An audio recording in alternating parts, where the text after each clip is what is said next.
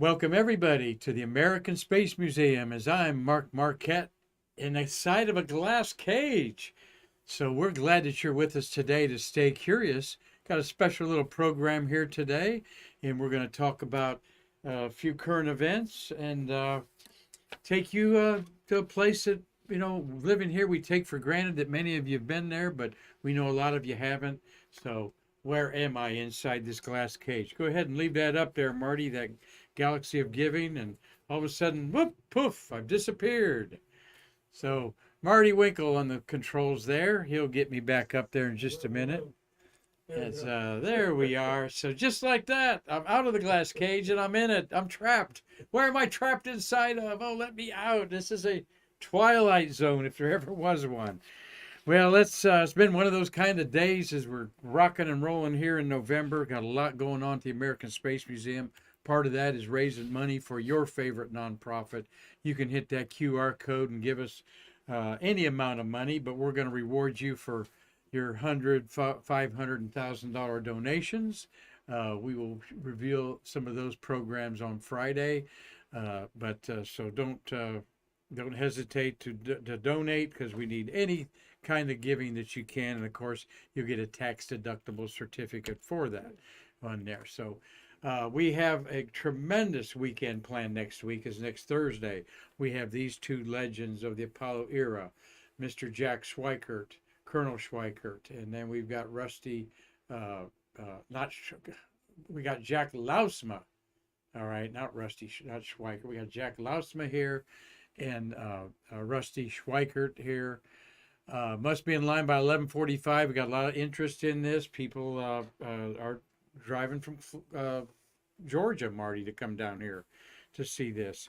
Then you'll see the movie Skylab, Searching for Skylab, that our new friends, the documentary makers on this, Alexandra and her husband Dwight, will be here. There'll be a panel discussion before the movie, and then they'll show at the Kennedy Visitor Center the forgotten triumph of Searching for Skylab. We'll be talking about the Skylab third crewed mission launching off in November with Ed Gibson on it. He's still alive. And we were going to have Jack Lausma, Rusty Schweikert on Thursday the 16th. Then Saturday from 1 to 3, Nicole Stott will be autographing her book, Back to Earth. And I made a mistake on this meme and had Return to Earth, which is Buzz Aldrin's book. So apologize for that inaccuracy there, but we're going to have a great time with Nicole Stott for a couple hours here at our museum. We have books on the way, and if you bought a book, she'll be happy to sign the book. We're not going to sign anything else, just her books. And our space memorabilia show is this weekend at the Beachside Hotel. Beautiful, legendary property there beside Ron John's on A1A. We've got about 10 vendors lined up. We're promoting the Computers Advancing Education that does so much for Brevard County schools and students, giving them free laptops that come from are recycled from the business industry around here. And of course, the museums of Brevard, 22 beautiful museums that represent the heritage of our county. And we will have Connie McDaniel there and Selvin Trotter. They will be helping during the event this weekend. So there they are at another recent event. And Connie is the person behind the camera of her smartphone that we're going to feature today here in just a little bit at our mystery site where I'm caged in. And the one and only Mr. Terry White will be twirling his mustache and telling you about the Shuttle garage, that he was a manager of the 3 Shuttle garages. We're going to talk, Marty, about the wings of the Shuttle. I took some close-up pictures of Atlantis, and you look at things up close, and boy, it is a lot more going on than you you think there is. And that's where we're going to talk to Orbital Processing Chief Terry White about that tomorrow. Always a popular program on there with Terry. Let's see. And Marty, we were considering having a hugging booth for Terry. All the girls line up here to get hugs from him on there. He's apparently a good hugger. I know he's got a good handshake, but have you hugged him yet? No. Okay. Well, he's a lot of fun, and we are blessed with people like Terry White, Nick Thomas, and others that want to help our museum. So, Marty, your destiny was chosen, and you didn't even know about it in 1962 on this date in history, November 7th. That is when Grumman Aircraft Engineering Corporation was selected by NASA to build the Lunar Excursion Module. All right, and there is we're so proud of this 1962 model of the Grumman's first concept of this lunar module. They, of course, were wonderful aircraft engineers, built many of the airplanes in World War II. I'm not an aviator, Marty. Was the Hellcat one of theirs, I think? Oh, I misspeak. Marty's looking at me cross-eyed. He says, I know spaceships, not aircraft. Um, Well, all the Grumman aircraft were named after cats, like Tomcat, okay. which was the F-14. So Tom, the Hellcat was a World War II one. Yeah. NASA Administrator James Webb made the announcement. That's where we get the Webb telescope, everybody, the name for it. And he noted that 1 million man hours and 700 outstanding scientists, engineers, and researchers had gone into studies of the Apollo mission during the past year.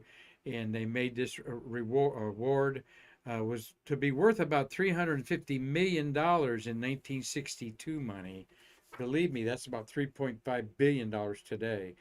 And but we've had many stories. Marty did an excellent program last week outlining Lunar Module 9, which is right here at the Kennedy Visitors Complex. Marty, what a great show you did there. Almost 100 people watched it so far, outlining what that orange foil is, what the blackish structures are. The Inconel, the orange is Kapton foil, and the Mylar is the yellowish stuff there. So Mylar, yes, in there. So 1962 is when the contract was given. Now, I like talking about this for just another minute, Marty, because, all right, so they finally flew the first one in 1969 in March, Lunar Module 9 that Schweikert was in. So it took us 7 years to develop this. All right. Mark, that was the first crewed. LEM 3. Yeah, LEM 3 was uncrewed. Right. Point is, it took 5 to 6 years to develop this thing from scratch, just like Elon Musk is doing with his Starship. So those of you that think the Starship might be outside the box, like I do some days I don't. It takes a lot of development time, and yeah, Artemis is on the fly, just like the Apollo lunar landing was on the fly. Things were being built that we didn't know how to build at the time, and they built them and they made them work, and we accomplished that. So, that Musk, with what he's done with his very reliable Falcon 9, that he's going to put the money he needs to in the testing into making the Starship work as a lunar module vehicle and eventually on to Mars, I guess, Marty. So, well, we had another item in the news we want to talk about. Oh, no. Well, there's the inside of the lunar module. Forgot that I had that queued up. And it is so outstanding to think about that on there. Then what have I got next? I got another. Oh, yeah, a fun picture. Having a little fun today. Once in a while, things pop up in a box that is donated to us. And the other day, actually, it's kind of some time ago, I just love this picture of all the G.I. Joes. Your spaceman G.I. Joes there. I never got one as a kid, all right? I think they were published sort of after I was a kid or built. They're more like a 1970s version of G.I. Joe. But the Mercury capsule there, cool, fun to have fun with. Wonder if any of you played with these G.I. Joe spacemen, any of you men or women out there. A lot of fun to look back on our toys, though. Well, 50 years ago, 50 years ago when it was introduced, and 30 years ago since it was unceremoniously retired, NASA honored the designer of the retro cool, sometimes controversial, but now seemingly universally loved, the worm logo. And there was the event yesterday in Washington. as Richard Dane is standing there, who in 1975 gave birth to the worm as a simple red type style of the word NASA, as it's become known. Well, Monday they had a panel discussion to mark the legacy of this. This gentleman was given NASA's Exceptional Public Achievement Medal, uh, and he dedicated the large three-dimensional sign in the shape of a worm, or the worm logo, to Dane and the two others who created it. It's more popular today in the world than it was back then, and that's hard to explain, said Dane. Well, that's because people didn't like it. Okay, they wanted the meatball back. But here's sort of the heritage of it. We had the massive famous meatball, is what that is called, because with all of its stuff going on, it's kind of like spaghetti. But I argue that the meatball is one of the most recognized pieces of art in the entire world. All right, not so much for the NASA worm logo there, but maybe so. Here's how it started. It was Mr. Dane explained that he was part of a design firm, Dane and Blackburn. Bruce Blackburn has passed away.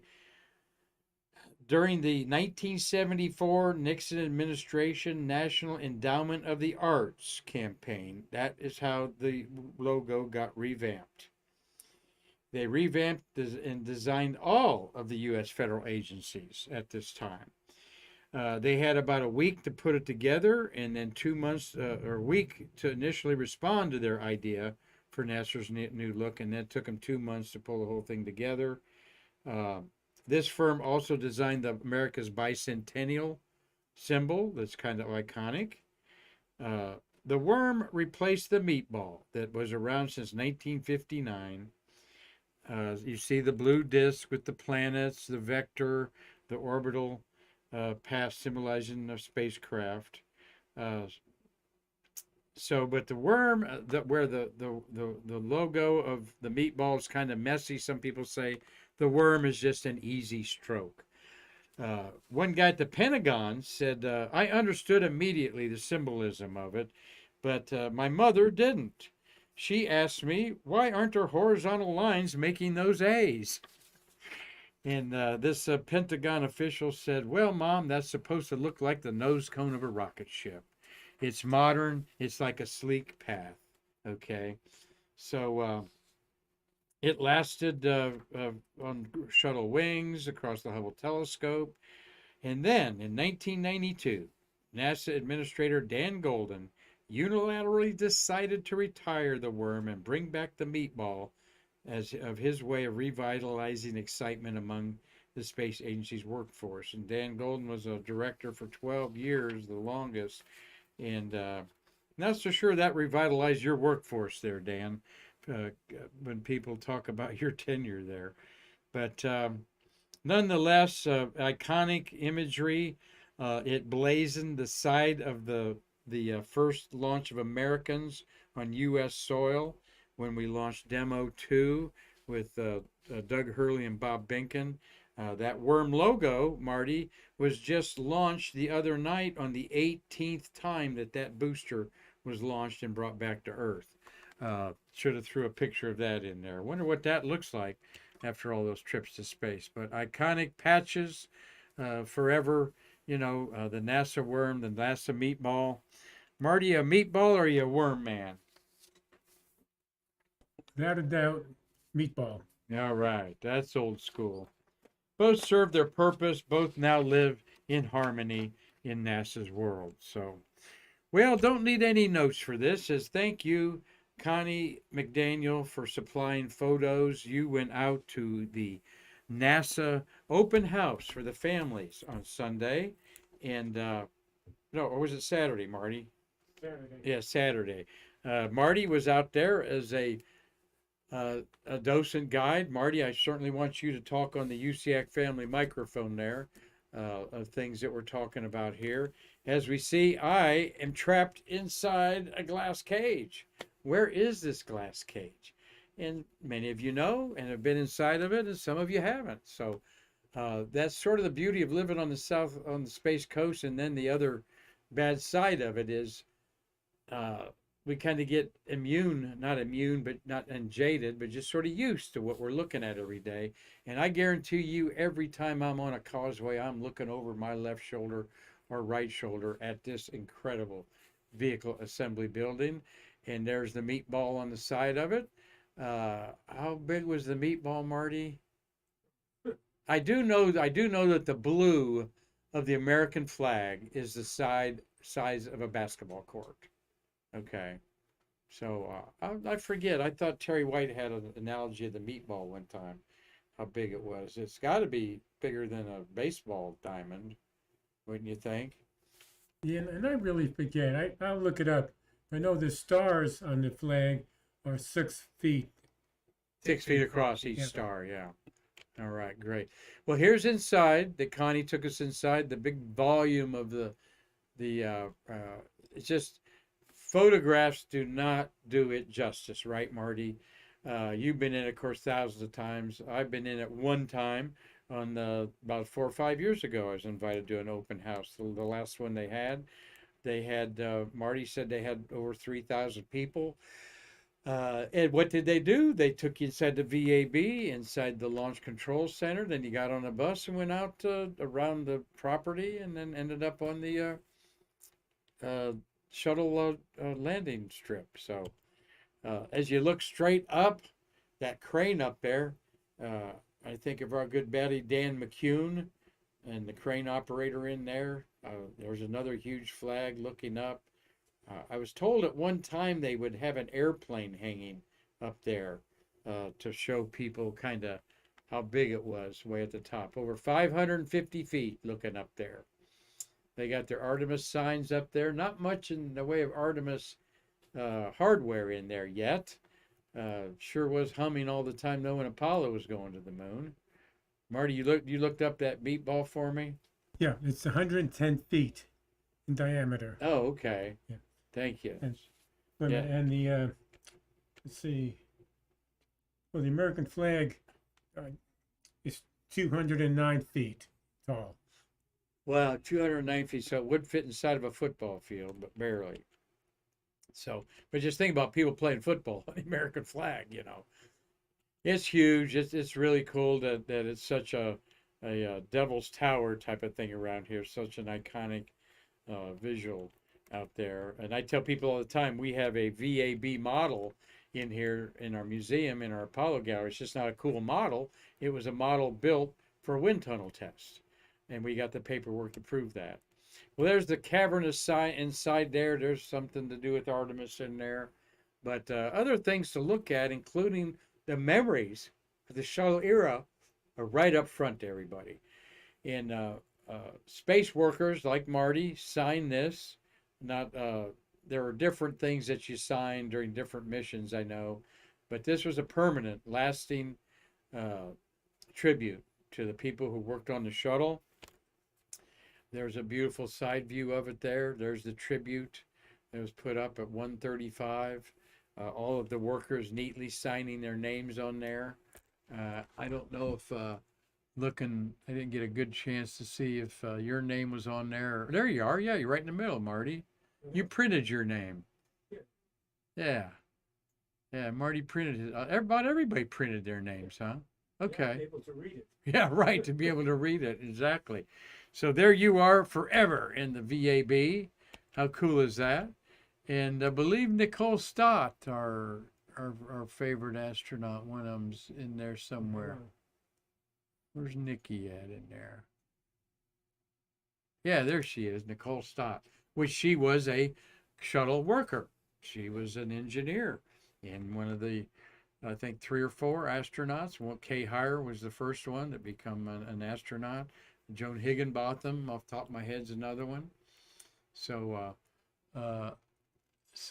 anyway, and then Marty, at the last minute, thank you for including this. Tell us what we're looking at here, Marty.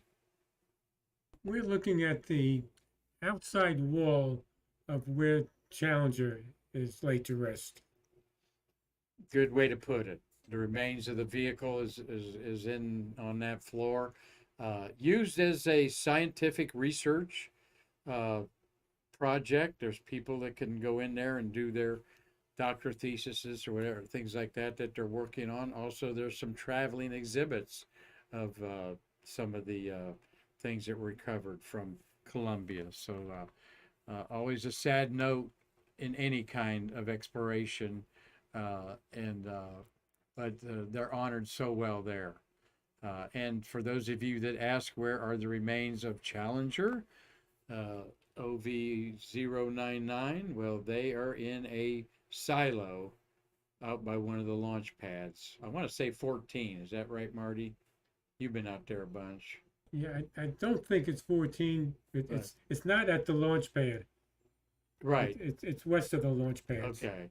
Yeah, there was some silo. Don't know if it was a rocket silo, parts silo, whatever.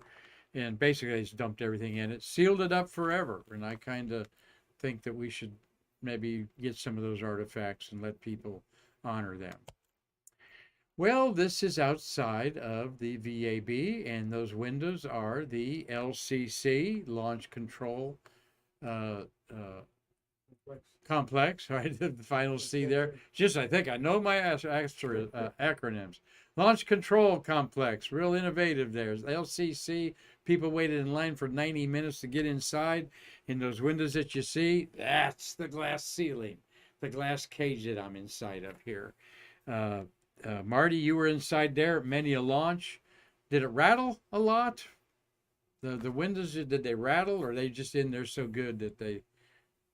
I do not remember them rattling. The windows wouldn't rattle. They're about an inch thick. They were like shutters on the outside, and they could rattle. And my position was always in the back. I was at a console 12, which is the back of the room. So I did not hear anything. Mm-hmm. All right. And then indeed he was in the console there as a manager for the launch process systems and the mighty SSME engines, the R25s they call them now, that are the Artemis engines. So best engine ever built. Here is the LCC Firing Room 2, which is the famous one, right, Marty? I guess, or LCC 1. No, Firing Room 1 was the Saturn V. Yeah, and Firing then, Room 2 is mainly for management. Okay. They would just monitor. They had no control over anything. Gotcha. Okay. Well, here we are inside the LCC there with our glass cage. There, a lot of people showed up there. Like I said, they waited 90 minutes to get inside to see these beautiful consoles there. A lot of difference from the Apollo era, of course, to now. And every station has its reason for being there. This is the Launch Control Center of the launch director, Charlie Blackwell Thompson. And there's the beautiful lady there. And Marty, I heard that she hung out there for, what is a 5-hour event? And there's the crew there. Bill Whiting, good to see Bill, with Connie McDaniel there. And Tammy Miller there on the right, with Charlie Blackwell Thompson, the launch director that was hand chosen by Mike Leinbach to lead the Artemis program.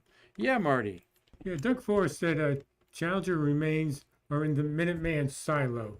Okay, a Minuteman silo. Thank you, Doug Forrest. That's right. And they just put the concrete cap on it and forgot about it. Walked away. All right. There's all right. Bill says I can't keep his pictures up there longer than 30 seconds. So, but thank you all for sharing those pictures. Here's something that's familiar to us. Here's we've got a consoles like this. That's a beautiful one there to show you the old school NASA test conductors stand there, which would have been one of the people there would have been Norm Carlson, famous test conductor. And Norm was famous for his beans. There's a picture of Norm up there. Take that top off there a second, Marty, if you can. I forget which one. You see Norm up there with his hands with a printout, old school computer dot matrix. It says beans or go. Well, that was the good luck charm to get off STS-1 on April 12th, 1981. And Norm had brought some Navy beans, I think, from home, or pinto beans. People had a bite of them, and that was the good luck charm. And then it ballooned so much that I remember Mike Leinbach saying we had to put out an order, a memo. We've got enough beans. The KSC cafeteria is going to take care of it, okay? Because the whole place smelled like beans everywhere. This is the original bean pot that Norm Carlson brought. And by the way, it is owned by the American Space Museum on loan to Kennedy Space Center. We were bequeathed that with a lot of things from Mr. Carlson's when he passed away. We have his Snoopy here that his family gave us that was flown to space, and a certificate in our proudly displayed in our workers gallery. But that's pretty famous there. They even got some wax, probably beans there on a little bowl there to entice y'all there. So cool to see that. And then another cool thing that's in the launch control business section of it is a tribute to Rocco Petrone, who was the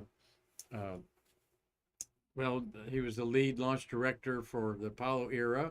Basically, he didn't do anything at Kennedy Space Center Rocco Petrone didn't know about. And Marty, if you could circle there, the hard hat, Rocco's hard hat, used to be just outside our studio door for years, and we loaned it to them. There, no, just to the left, right there. There's Rocco's white hard hat there that we have loaned Kennedy Space Center for this display out there. So cool to see our things being well displayed. And Connie, what a gorgeous picture you took. She's got an eye for photography, Marty. She's underneath the crawler and took a picture. I guess the bus tour let people out and they could walk around and kick. No?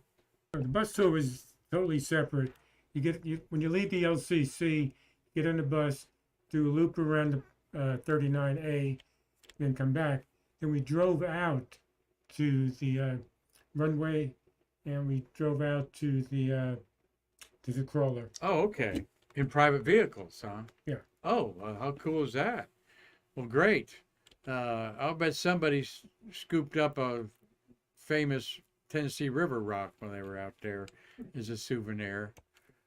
And here is the runway, 3-mile long runway out there. What I find interesting is you have grooves cut across it horizontally for water, Marty? Probably water, but I would think also traction. Yeah, and it's also crowned. It's very crowned. When I was out there. That was interesting to see. And they have the final landing wheel stop there. Okay. And here is a nice little plaque that they put out there, and right there is the actual strip. Sorry, I didn't turn that one around, but you see final wheel stop. One of the crew or the landing crew goes out there and writes it out there in a Sharpie or whatever on there. So they did that for all the ones that landed out there. So there's our little trip across memory lane out there. Final wheel stop, nose gear, out at the 11,600 feet, 33 missions flown for Atlantis, 307 days in space. That's pretty cool. They put that out there. Hope you think that's cool. Cliff Watson down there in Pomona, Australia. Gary Gerald's in Georgia. Space Nerd, thank you for watching. And Steve J, thank you for watching. I will announce Steve J's tomorrow, what he's doing for our fundraiser there. Thank you, Steve, for your generosity. Doug Forrest, we appreciate you helping me understand, straighten me out there a little bit. Dave Stange up there in Michigan. Dave Stange contributed $65 on his 65th birthday, and he has contributed lots more of that money over the last years or so. Thank you, Dave Stange. Tommy Usiak up there in Pennsylvania. I was talking to Jerry Montague today. Tom Usiak, your name came up. I'll make you a phone call and talk about that. Cynthia Rossi, I hope Cynthia's here to get an autograph. I know Bill Whiting will be. Carlton Bailey, good to see you. And Tom Celentano. Thank you, Tom. Hope things aren't too chilly for you up there in, he's up there in Connecticut. So tomorrow we've got the one and only Orbital Processing Chief, Terry Whitehair. And we're going to talk, like I said, look at the wings and kind of detail out there what Atlantis looks like, and have him talk a little bit about them. There's more than meets the eye to any of this space shuttle stuff out there. So thank you, Marty, for a great Streamlabs job. And we hope that everybody is enjoying November.